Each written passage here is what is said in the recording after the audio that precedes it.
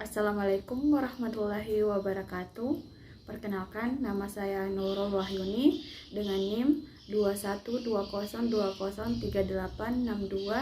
212020386220202003. Prodi Akuntansi Syariah. Adapun pembuatan video ini untuk memenuhi tugas ujian tengah semester untuk mata kuliah Ekonomi Mikro Islam. Adapun materi yang akan saya bahas yaitu 1. Sistem ekonomi, 2. Konsep kebutuhan dalam ekonomi mikro Islam, 3. Teori konsumsi dalam mikro Islam, 4. Teori permintaan dalam mikro Islam, 5. Teori produksi dalam mikro Islam. Baik, saya akan memaparkan materi yang pertama yaitu sistem ekonomi, yang dimana saya akan menjelaskan dua sistem ekonomi yaitu 1. Sistem ekonomi kapitalis. Sistem ekonomi kapitalis adalah sistem yang memberikan kebebasan penuh pada semua orang untuk melakukan kegiatan ekonomi untuk memperoleh keuntungan. Adapun ciri-ciri sistem ekonomi kapitalis yaitu pertama, percaya bahwa ekspansi kekayaan dapat dipercepat, produksi maksimum, dan pemuasan keinginan sesuai dengan preferensi. 2. Kebebasan individu tanpa batas untuk menciptakan kekayaan pribadi, memiliki dan mengaturnya sebagai keharusan bagi inisiatif individu. 3. Tidak perlu peran pemerintah dan nilai-nilai kolektif dalam efisiensi alokasi dan keadilan distribusi. 4. Pemenuhan kepentingan pribadi oleh semua individu secara otomatis akan memenuhi kepentingan sosial. Selanjutnya yaitu kelebihan kapitalis yang terdiri menjadi 5 bagian yaitu 1. Efisien dalam menggunakan sumber daya dan mendistribusikan barang. 2. Setiap individu jadi lebih kreatif untuk dapat bersaing. 3. Pertumbuhan ekonomi yang cepat karena persaingan pasar. 4. Adanya penghargaan pada kerja keras individu dalam bisnis. 5. Konsumen dapat mengendalikan pasar karena persaingan harga yang terjadi antara perusahaan. Adapun kelemahan kapitalis yaitu pertama, bisa munculnya pasar persaingan tidak sempurna dan pasar persaingan monopolistik. 2. Ekonomi jadi berorientasi pada uang sehingga perusahaan akan memiliki sudut pandang yang materialistik. 3. Profit dijadikan sebagai tujuan utama dalam berbisnis sehingga perusahaan besar akan mengambil alih perusahaan kecil. 4.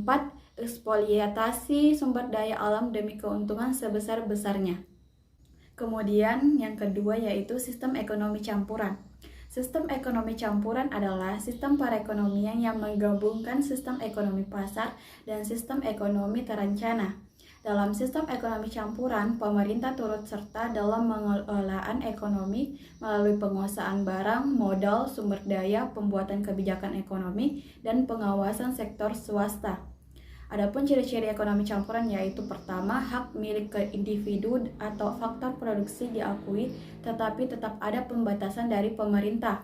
Yang kedua, adanya kebebasan individu untuk mendirikan usaha sehingga potensi dan pengembangan kreativitasnya dapat tersalurkan. 3. Kepentingan umum lebih diutamakan. 4. Campur tangan pemerintah dalam perekonomian hanya menyangkut faktor produksi untuk hajat hidup orang banyak. 5. Pelaku ekonominya terdiri atas individu, pemerintah, dan swasta.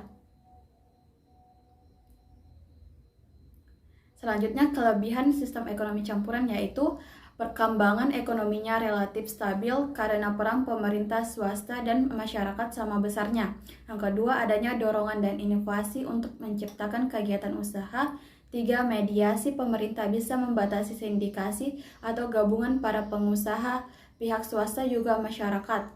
4. Pemerintah lebih berpusat pada keterlibatan usaha mikro, kecil, dan menengah (UMKM). 5. Terpisahnya sektor pemerintah dan swasta. Adapun kekurangan sistem ekonomi campuran yaitu 1. Beban pemerintah akan lebih berat dibanding swasta. 2. Kurang maksimalnya keuntungan yang didapatkan pihak swasta. 3. Tidak jelasnya batasan pengaruh pemerintah dalam perekonomian. 4.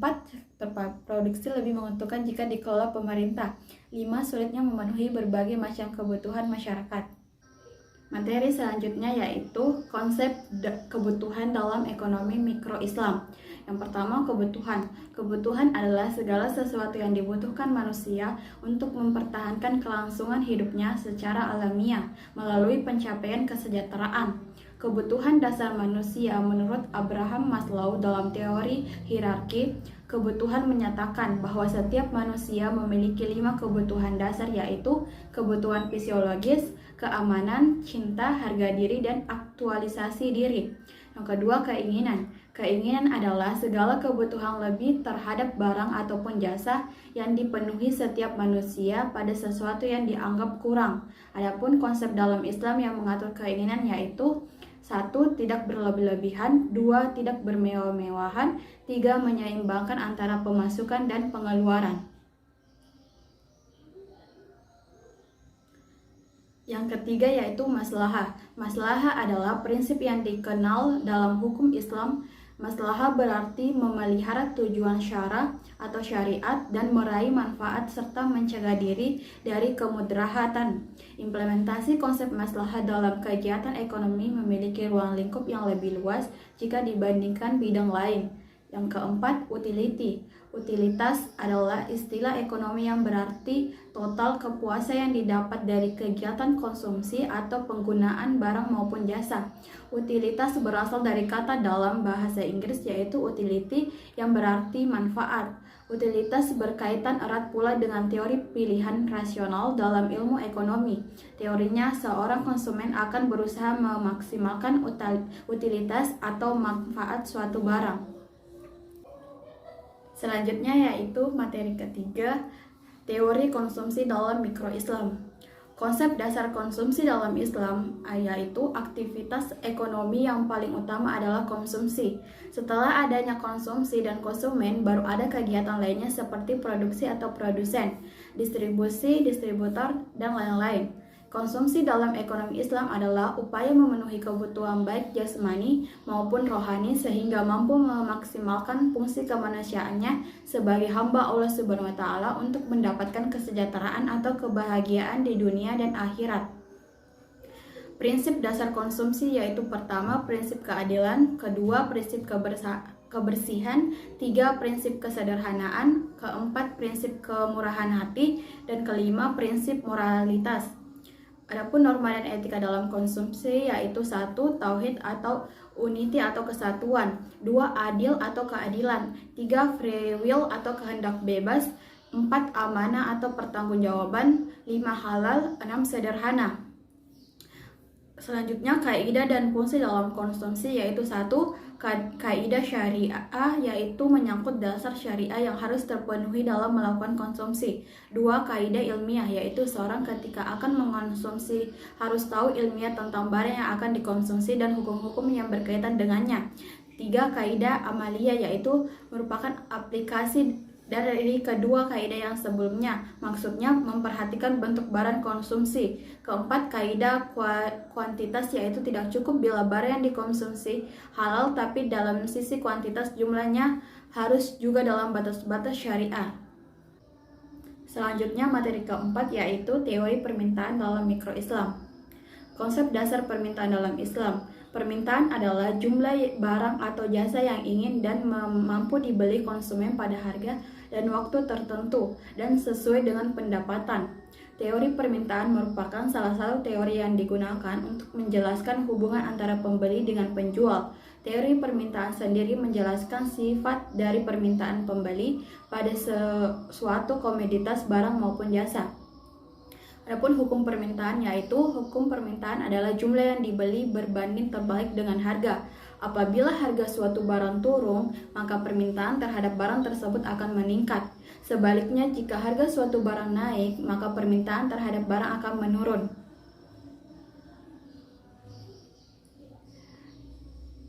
Selanjutnya yaitu kurva permintaan. Kurva permintaan adalah grafik hubungan antara harga suatu produk dan permintaan konsumen dalam kurun waktu tertentu.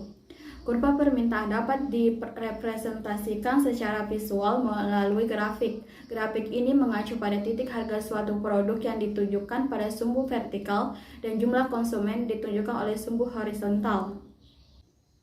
Materi selanjutnya itu materi kelima tentang teori produksi dalam ekonomi mikro Islam. Konsep produksi dan teori produksi dalam ekonomi Islam. Produksi adalah kegiatan awal dalam aktivitas ekonomi. Produksi pada dasarnya bertujuan untuk menghasilkan barang dan jasa atau menghasilkan dan menambah nilai guna barang dan jasa. Prinsip produksi dalam Islam berarti menghasilkan sesuatu yang halal yang merupakan akumulasi dari semua proses produksi mulai dari sumber bahan baku sampai dengan jenis produksi yang dihasilkan baik berupa barang maupun jasa. Teori produksi yaitu teori produksi adalah prinsip ilmiah dalam melakukan produksi yang meliputi 1. Bagaimana memilih kombinasi penggunaan input untuk menghasilkan output dengan produktivitas dan efisiensi tinggi. 2. Bagaimana menentukan tingkat output yang optimal untuk tingkat penggunaan input tertentu. Terakhir, tujuan produksi yaitu memenuhi kebutuhan konsumen, 2. Memperoleh keuntungan, 3. Menghasilkan barang setengah jadi, 4. Menjadi stimula tumbuhnya usaha produksi lain, 5. Mengurangi angka pengangguran, 6. Meningkatkan penghasilan masyarakat dan negara, 7. Menjadikan produksi Indonesia dikenal di dunia internasional. Itulah tadi materi yang saya sampaikan. Lebih dan kurangnya mohon dimaafkan. Terima kasih atas perhatiannya. Wassalamualaikum warahmatullahi wabarakatuh.